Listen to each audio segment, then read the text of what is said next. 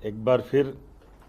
मध्य प्रदेश सरकार की हमारी कैबिनेट राज्य की राजधानी के बजाय अतीत में आज़ादी के बाद 1947 से लेकर के बाद में मध्य प्रदेश के गठन के बाद 1967 तक जहां हमारी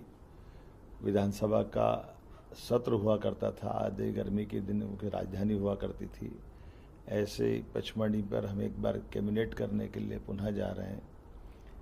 पंचमढ़ी एक तरह से हमारी प्राकृतिक सौंदर्य के कश्मीर सहित पहाड़ी अंचलों के समान अद्भुत एक छटा बिखेरने वाली न केवल पूरी एक प्राकृतिक नैसर्गिक सौंदर्य की नगरी और क्षेत्र है, बल्कि उससे बड़ा बलिदान की दृष्टि से आदिवासी समाज का प्रमुख स्थान तात्या टोपे के साथ राजा भगवत सिंह के माध्यम से जो 1857 की लड़ाई लड़ी,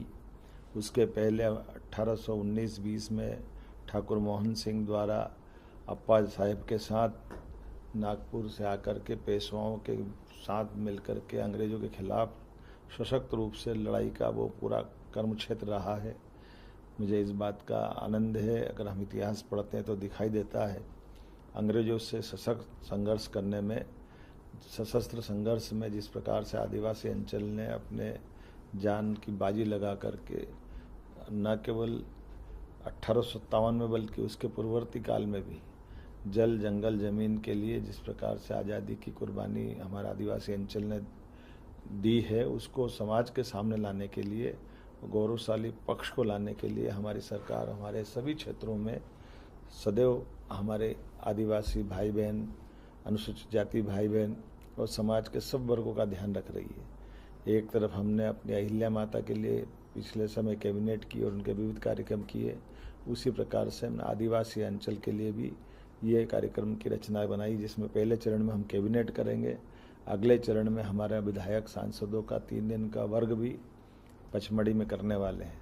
इसके पीछे भाव इतना ही है कि हमारा ये खासकर यशस्वी प्रधानमंत्री का विरासत से विकास की ओर का जो संकल्प है, वो खाली बोलने के लिए नहीं,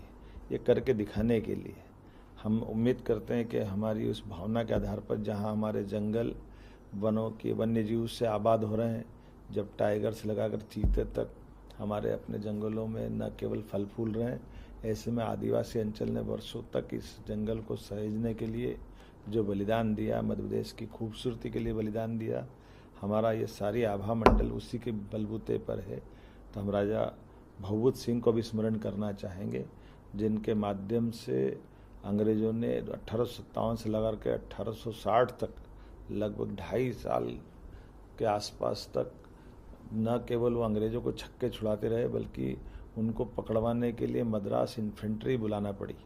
और जीते जी शिवाजी महाराज की एक तरह से छाया उनमें दिखाई देती थी।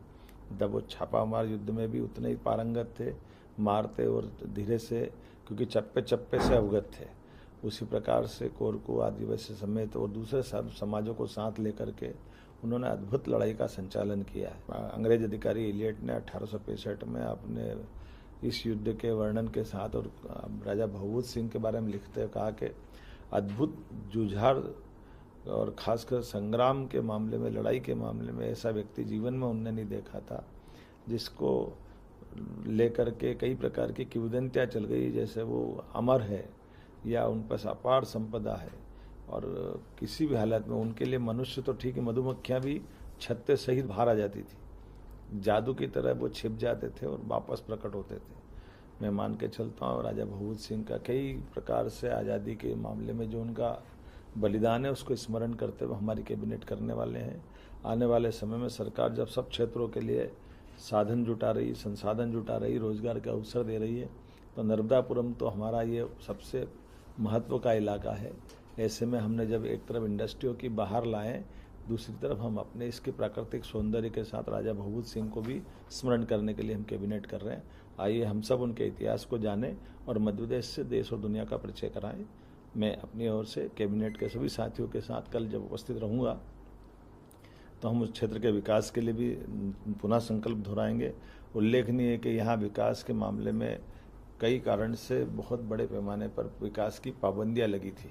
हमने पिछली कैबिनेट में इस पाबंदियों को हटाने का निर्णय किया है और इस क्षेत्र के विकास की पूरी योजना बनाई है। निश्चित रूप से पचमढ़ी अपना अद्भुत सौंदर्य बिखारेगी। मेरी अपनी ओर से सबका स्वागत।